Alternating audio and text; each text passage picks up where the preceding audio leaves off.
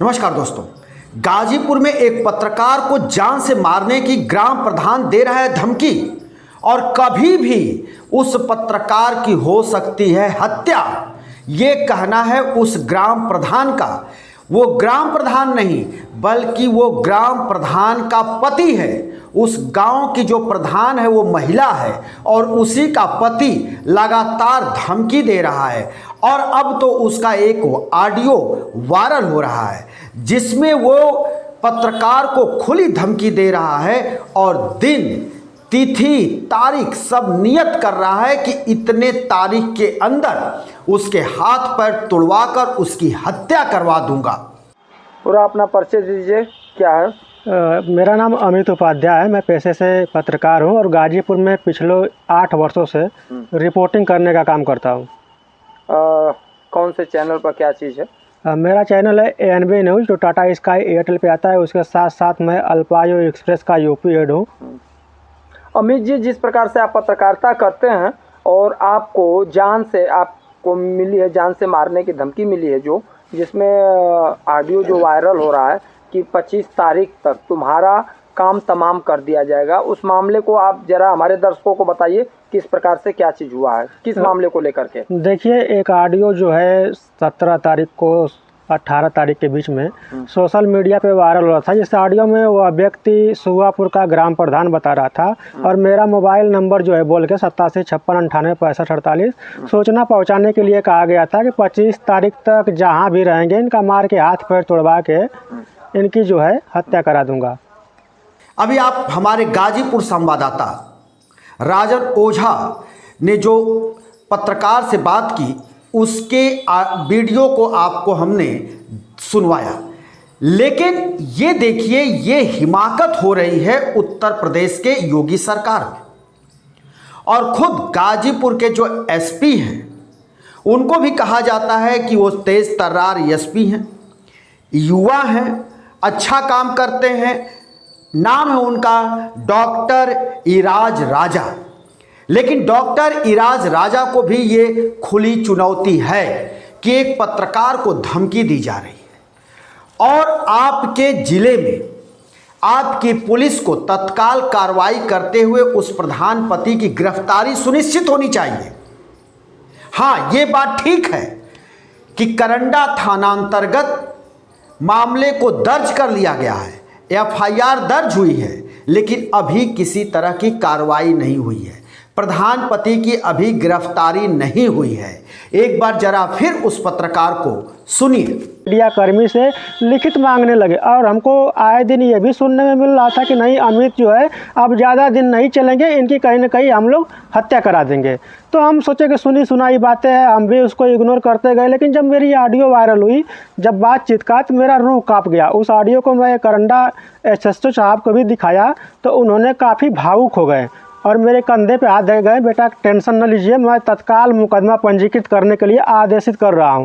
और तत्काल आदेशित भी किए। पीड़ित पत्रकार एक टीवी पत्रकार है जिसका नाम है अमित उपाध्याय। अमित उपाध्याय को ये धमकी मिली है।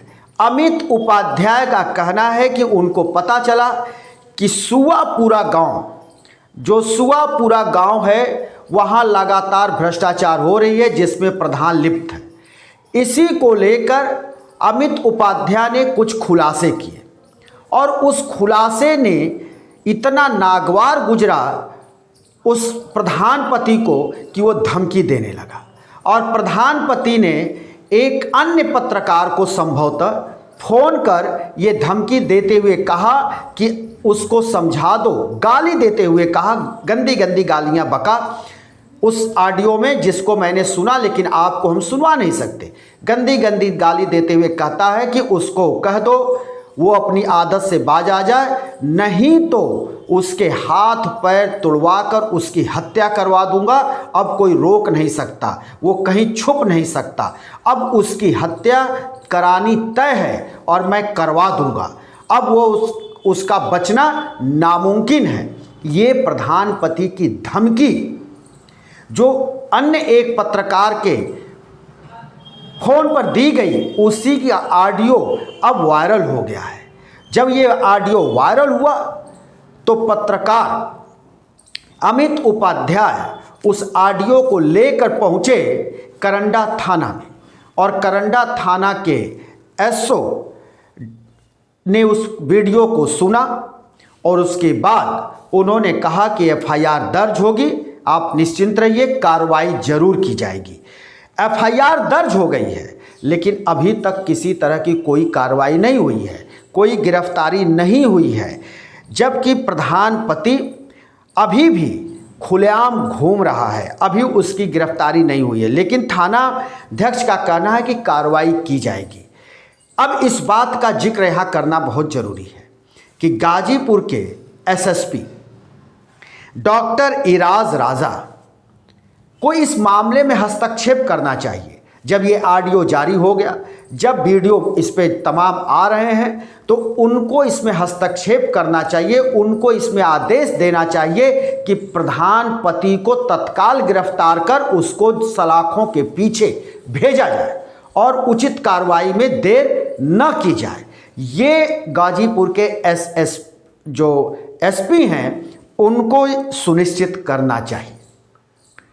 अब जो बात है वो बात ये है कि लगातार आखिर पत्रकार क्यों लोगों के, क्यों नेताओं के निशाने पर आते हैं।